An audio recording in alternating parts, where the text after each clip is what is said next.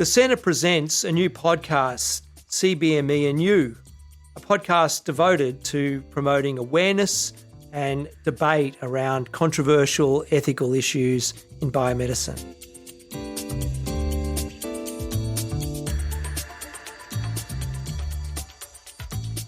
Welcome to the fourth episode of CBmE&U. Today we have Dr. Sebastian Porsdam Mann, a fellow from the Center for Advanced Studies in Bioscience Innovation Law and the University of Copenhagen. Thank you so much for coming on our podcast, Sebastian. Thanks for having me. Pleasure to be here. Excellent. Welcome. We have a few questions to get to know you a little bit better. First question, coffee or copy? I think copy. I mean, it's got coffee and then it's got all the other good stuff as well, right? Excellent. I think you're the first. For those of you who are listening online, today was your first taste of coffee, right? That's right. Literally 2 minutes ago. Quick convert. Yeah. Second question, what country would you like to travel to the most? Ooh, good question. So, I mean, I'd love to go back to Japan. This was probably my favorite place to travel to recently. I went there 6 weeks last year. This was just amazing. But maybe in terms of places I haven't been to yet, Greenland, probably. I hear it's just absolutely beautiful. It's like a mythic country in my books. You know, so few have been, so few have come out. So few have come back alive. Well, it's nice knowing you. Had a short and sweet career. You guys want to take out a life policy? And final question, what song would you sing at karaoke? The song I'd like to be able to sing is probably Let It Be by the Beatles. I just think it's super, super beautiful. But I mean, I'm no good at singing at all. So maybe something simpler in practice. For karaoke. Doesn't matter in karaoke. Right. Yeah, a bit of an old soul, are you? A little bit. Interesting. We're happy to get out the phones and, do the wavy arms while you sing. Yeah. Well, thank you for answering those questions. We're going to get into the more academic part of the podcast now. Sure. So just to open up the floor, could you tell us a little bit about the work that you've done that we understand about LLMs or large language models? And I'm hopefully got that acronym right. Could you tell us a bit more about them and how we can use systems like ChatGPT to write papers for academics and just, before we get into the moral and ethics side of it? Sure, yeah. So I first started working with this sort of the day after ChatGPT came out. I remember very well coming back home one day and I shared the house in Oxford with Dr. Brian Earp. And he was behind his computer and he was typing away and he was just intently staring at the screen. And he looks up and he says, Seb, have you seen this? What are we going to do? What are we going to do about teaching and writing and papers and so on? He was just flabbergasted. And that made an impression on me. So I spent sort of the next couple of weeks just doing nothing but playing with this thing, like interacting with it. And of course, I work in different areas and I have many hobbies outside, but most importantly, I'm just lazy. So, but also ambitious, right? So what comes to my mind is like, can we use this? Can I use this? Can other people use this to do what we want to do faster, better? And so our very first foray was to try to write a paper using ChatGPT, and we thought we were smart, right? We thought we'd be like ChatGPT et al. And of course, everybody else thought of that too. But more importantly, we tried and we did get a paper and it was all right. Like it would have gotten good marks in high school, it would have gotten decent marks in undergrad, but it wasn't publishable as such. So then I started thinking like, is that just it? Like, do we just have to wait for this to get better? Or are there things we can do to like use this better, right? Because you heard about prompting and prompt engineering and how important it was. No, I don't know what prompt engineering is. Fair enough, right? So like the language model is like trained on just like patterns of human conversations and text, right? So you give it some text and it predicts what the next text would be if this came from a book or predictive texting. Right, yeah. So it's Very just like helpful. It's just a better version of autocomplete, right? Okay. Yeah. So prompt engineering is turning that into a science, right? Because so there's no like hard and fast rules about it. I mean, there are practical tips, like for example, giving it more context and more information will give you a better answer on average. But you just really need to play around with this. And so a lot of people I know will have, just typed in a prompt and gotten a response and they're like, oh, this is crap, like I can't use this. And then they just gave up. But if you actually engage with it and try out different things, phrase the same things differently, it will come out. So like a good example is in coding, right? So you can actually use this to write programs. And if you just add the word secure, it will give you much better code. And why is that? Well, that's because in all its contexts where secure code has been, it's typically been like more professional people that have done that, right? It'll be on certain forums or whatever. And so just the word secure is like associated with this better code, right? And that's just one example. So there's all kinds of things you can do to get better outputs. That's fascinating because I just saw a cheat Instagram reel where this person was sharing this code that you can put on your document and then put it in white so that the marker can't see it. And then what happens is if the paper is then marked by ChatGPT or another algorithm, the code says like markers like well done or like the best in class. Yeah. And they're like, if you're going to use it, well, so am I. And I was like, why did I not know this? Why was this not around when I was a student? That's pretty genius. That is excellent. It serves people right if you just copy paste it, and you don't look. Yeah. What's the most fun prompt you did? Because I remember when ChatGPT first became a big thing, I saw stuff online like write a treatise on Kant in the style of a mafia don. And it was like, well, listen up, Sonny. So you see, there was this guy, Kant. Did you try anything fun like that? I did play around with it a little bit. Like, I don't have any one thing that was hilarious, but I did try around, like, turning my essays that I was writing, my papers I was writing, to try to set it to Shakespearean, rhyme and You monster.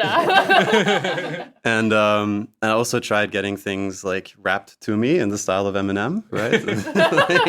And it's actually remarkably good at that, right? So that's like a point I'll come back to later. But if you give it information and you then ask it to manipulate it, not in the nefarious sense, but in the sense of just turn it into something else, it's really excellent at that. It's not as good at coming up with the content itself first.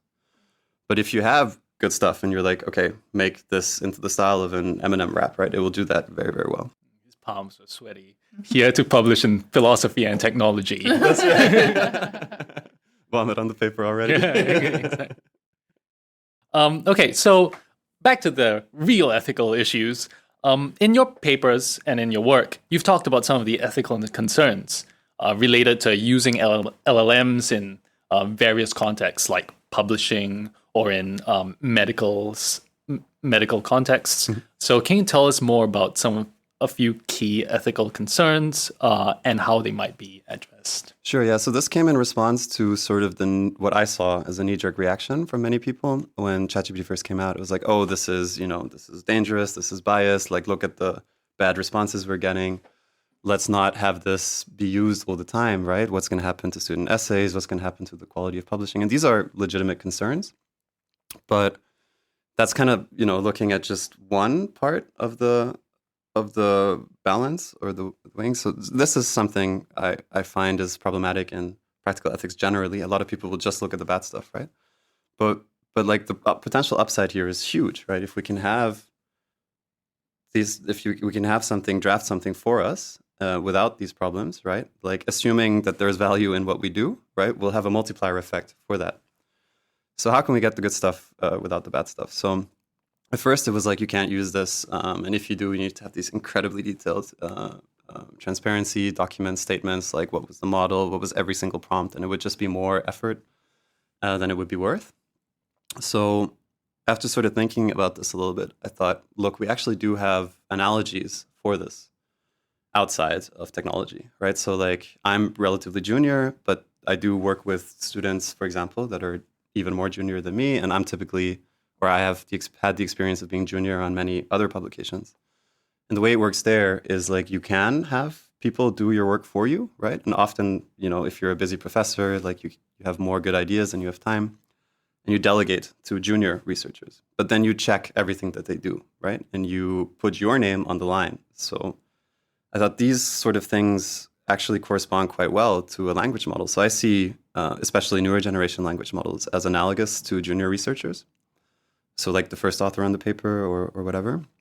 And you can, just like it would be okay to delegate work to a junior author, but you'd still need to check the accuracy and you'd still need to guarantee the accuracy. I feel like that's sort of the most important thing for using LLM. So you should treat it as a junior author, right? Like you can use it. I don't see any issue with that, especially in academia where what we're trying to do is presumably good for the world, right? So we want more knowledge, we want more experiments, we want more science, all these things. So it's just important that the way it's done. I mean, it's not so important the way it's done, but it's important to check that it is accurate. So long story short, I'd say it's you can use it. You should even use it, arguably, but you have to check every single statement of fact. You have to do your own references, right? You have to read through it multiple times, and you have to guarantee the accuracy. Put your name on the line for that. So if we're really going through all that work, if we're really checking every single sentence and checking every citation and doing our own references, like, is there any? Does it add that much? Why not just do the work yourself? So it's a fair point. And for some people, there might not be all that much difference. But I know personally many colleagues that have a lot of difficulty getting to that first draft, right? This blank paper is staring at them sometimes in their mind, like, yeah. I know people that'll say that it's taunting them, right? So like, yeah. So what this does is it just makes it a lot easier to get past that stage, right? So it sort of gives you material to work with, and it allows you to become an editor rather than a drafter. And so I personally, I've specialized in writing. Like I enjoy writing. I'm relatively good at it, but I still have more things that I would like to do than I have time to do them. So it really does allow you to go through the whole paper writing process faster. And I mean, that's just from my experience, right? I mean, I encourage you and anybody listening to go and try it out. But it really does let you get to that first draft faster. So I'm just going to push back. Sure. And I think that what I'm about to say should be understood in the context that I'm a postdoc research fellow, so my entire job is to write and think. Fortunately, I don't have any teaching or service requirements, so this is my whole job and everything I've wanted for a long time. And I saw this really, really good quote somewhere that said, you know, I want AI to do my laundry, dishes and cleaning so that I can do the thinking and creating. But what we now have is AI that does the thinking and creating, so we have more time to be productive at the washing, cleaning and all the other menial tasks that we don't want to do. And I really resonated with that. I was like, I don't want AI to take my job. I don't want AI to think and create for me. Like, that's where I derive my joy and that's my purpose in life. So why would I want that to go faster? Why would I want that to be taken up by something else? Can we have AI to do my dishes, please? So what would you say in response to that? Am I just like the equivalent of like a really, really old person that's going, oh, technology is coming in too fast, you know? They took our jobs. Yeah, like, am I like the 26-year-old version of that? And so I was wondering what you would say to that. I mean, I really like that quote. That's good. And I see the point. But I mean, firstly, you don't really have to do it if you don't want to. There's an element of aesthetic appreciation and craftsmanship-like quality to the work. And to the extent that that's your highest priority, you can still do that, right? Mm. However, I think certainly in my own work, there just isn't enough time to do all the things that I want to do. And it's not like if I just do it for 20 years, eventually I'll get through the pile, right? The pile keeps increasing. There's more cool stuff to do, more cool stuff to spend time on, right? You also got to learn, or in my case, I want to learn adjacent fields and new methodologies and new techniques. Mm.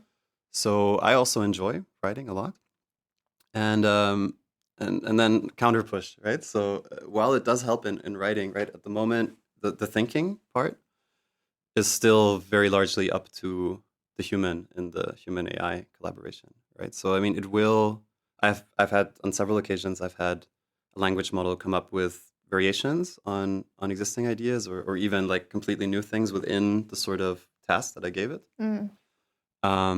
Which I could then think about whether I wanted to use it, but like 95% of the time, it's, you know, I come with the ideas, or you know, the team that I work with come with their ideas, and we give it, you know, like a very structured sort of like, here's 1,000 words explaining the idea. And that's kind of what I said earlier. Like, if you come with something, it's very good at turning that into something else. It's very good at fleshing that out. Mm. So sort of that joy of the eureka moment and the ideation and the brainstorming, that's all still there. Yeah. You're not going to escape that. Okay. Yeah. That's a far more limited model than I had in mind. I had this idea that AI was just going to come in and be like, paper, paper, paper, so that you can do more marking. I was like, that sounds like a terrible time. Indeed. And the marking we have to do in person, just in case students write in blank. Yes. Give this full marks. Yeah. But I guess it's easier to say to some people, oh yeah, you can use AI if you want to, but you cannot use it if you want to. But I guess that gets a little difficult when we take into account the fears about how it might actually affect job markets, right? I think artists in particular are really worried about this, that AI will actually just take their jobs. And so what can we say to these people who are really worried about AI actually replacing the market for their skills? This is a very good question, and I only feel qualified to comment on it in the academic context. With art and general culture, there are other models of, so back home, I'm partially Danish and part German. And in Denmark, there are sort of just government stipends, like you just get a flat sort of living wage, relatively well paid, and then you do all your art and so on. And it's not like the art that you create is not correlated with your income, right? Like that's one alternative model. But like I said, that's not my area of expertise. But in academia, I grant you, it's tough, right? So we are familiar with this debate from cognitive enhancement, right? Like it's okay to say if you don't like it, you don't need to do it. But if everybody else is doing it, the standard increases, and it's kind of, you got to keep up with the Joneses, right? And this is a legitimate concern here. And so to think about that, I like this distinction made by somebody called Rob Goodman in a 2012 paper between outcome and process goods. So he says any activity is characterized in part by what you get out of it, right? The utilitarian sort of end product. And that's the outcome good. So in academia, that will be, papers and, more importantly, will be advances in knowledge and new technologies, or even a marked paper, right? And that's one thing. And then the other thing is the process goods, how we get there. And both of them are important, and you need sort of guidelines and systems that respect both. So I think language models are an interesting case there because it increases the outcome goods while compromising potentially the process goods, right? And I mean, this might sound sort of harsh to say, but I just think the outcome goods are more important. So there are things we can do to sort of make the process more fair. But at the end of the day, in my opinion, it's the knowledge and the technology that counts, and not people's careers. And I know that's controversial, but that's how I think about it. I fundamentally disagree. That's fair. That's anyway, fair. Yeah. And that's the end of the debate. Yeah. And go back home. No, I'm kidding. I've found this incredibly fascinating, but given that our podcast is about biomedical ethics, I was wondering whether or not you've done research into LLMs and bioethics, maybe bioethical academia, but also healthcare more broadly, and whether or not there is, as you say, utilitarian goods or outcome goods for using LLMs in healthcare. Sure. Yeah. So there are like so many potential uses for language models in healthcare and research. I've focused on just one little area, and it's not only me, this is work with Brian Earp and Julian Savulescu and many other amazing people. And so this sort of, to continue the story of when I first started, and we had this draft and it was not very good, and then I talked a little bit of prompt engineering, but we then did another thing as well, which is called fine-tuning. So what we did, so a prompt is essentially just giving the language model information, right? For it to give you an output that is more in line with what you want. But especially back then, right? This is 2022. But even now, right, it's limited how much information you can give. So this is known as a context window, and there's so and so many words you can pass in.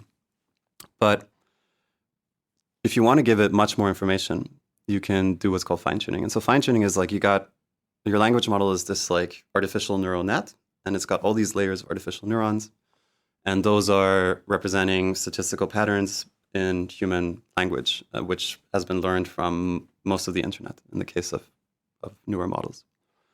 And what fine-tuning is you just take the last few, like the top few artificial neurons, and you give them additional training on another data set.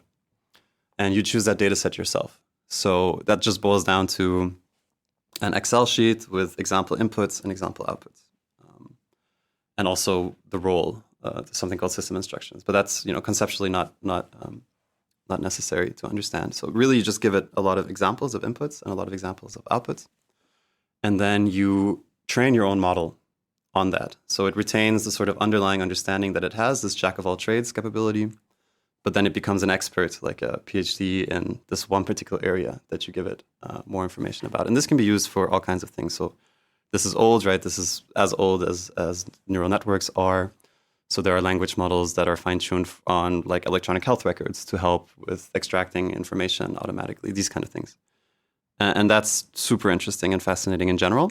But we did, so when I heard about this, I was like, wait, why don't I just give it all the papers I ever wrote, right? And it will learn to write my next paper. Input is title and abstract. Output is, well, back then we couldn't give the whole paper, so we just did it section by section. I say we, again, this is Brian Earp and Julian Savulescu and other people. And so we did that, and I'm junior, right? I have some papers, not a lot, but some. 45. I tried Google for a lot. Thank you for that. We've done our research. Yeah, very good.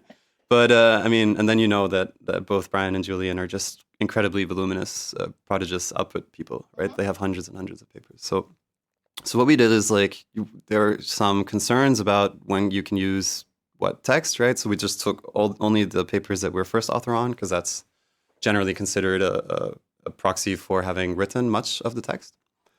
And then we used that as training data. And lo and behold, it was much better than the base model at writing. So that's just one thing, right? That's still writing, but I'm giving you this example to introduce this idea of customizing language models. And we sort of have been writing about a specific type of customization, which we call personalizing a language model. So personal LLMs. So these are LLMs that are trained on or have access to information concerning or written by or pertaining to an individual. And so what else could this be used for, right? So the second thing we did was this thing called we call it the P4, so the personalized patient preference predictor. And so this comes from a place where, when people are incapacitated, right, and maybe they're in a coma or something like that, or they've been in an accident, other people need to make decisions about their medical treatment for them. And this is done differently in different places in the world. But one of the means with which this is done is by substituted decision making. So you ask the family or the next of kin what the patient would have wanted, and that information is then used, taken into consideration, and a decision is made. But it turns out that in studies that look at this, so in hypothetical scenarios where you say, James, you've been in an accident, and now these are the You've been in a coma for the last 5 years. Exactly. Wake up. And these are the risks and benefits, and what would you want to have done to you? And then you ask your family or next of kin or whoever your substitute decision maker would be you give them the same scenario. And unfortunately, it turns out that the concordance between the two is just not very good, right? So it varies. It's something like between chance and up to 70%, depending on how complicated it is. But it's not much better than chance on average. So this is an old problem.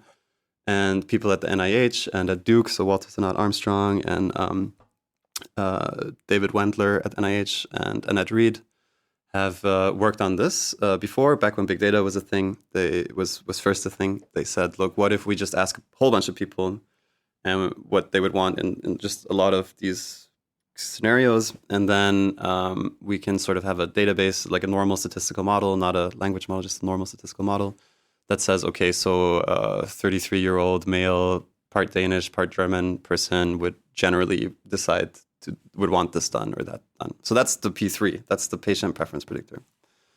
And that there's preliminary studies that show that this is just more accurate, quite a lot more accurate.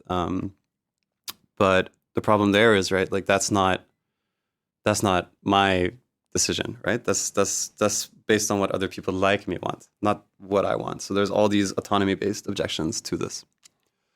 And so we thought, well, enter language models, personalize it, right? Give the language model access to everything I've ever written, all my past medical, like whatever I consent to or whatever the proxy consents for me, and use this information to infer my values and preferences. And, there's reason to believe that this would work because it's very, very good at predicting individual preferences in other areas, right? Like in movie preferences and like if you give it like survey responses that a person has done, but you take out like 10% of them, it will fill in the other 10% very accurately. So there's reason to believe that it would be good at it.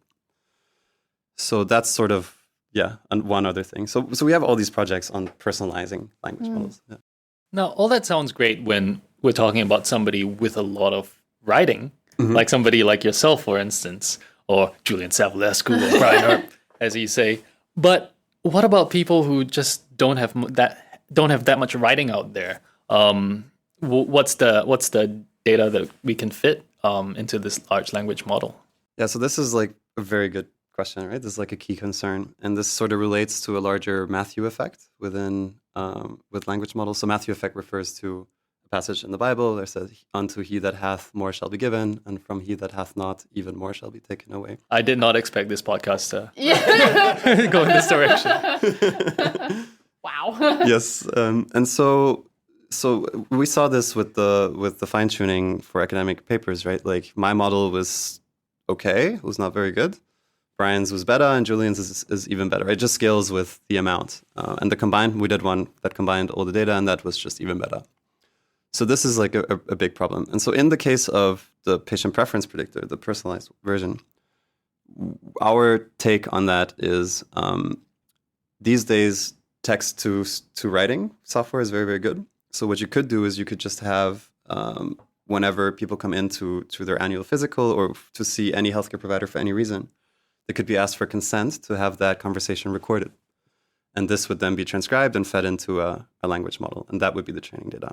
Originally, we sort of suggested that you could use emails, Facebook, and purchasing and internet like histories, but unsurprisingly, perhaps in retrospect, turns out people don't want that stuff to be used, right? Like, and I understand, like if I had Facebook when I was 17. I'm not sure those things. Dear God. I've deleted that account for several reasons. Right, exactly, right? So it's like that might not reflect my current values and preferences. So, but I mean, at the end of the day, that's just a valid concern. And so I think text-to-speech in this particular case, in other cases, I mean, also probably text-to-speech, or you can have people come in and answer questionnaires specifically for this purpose and so on.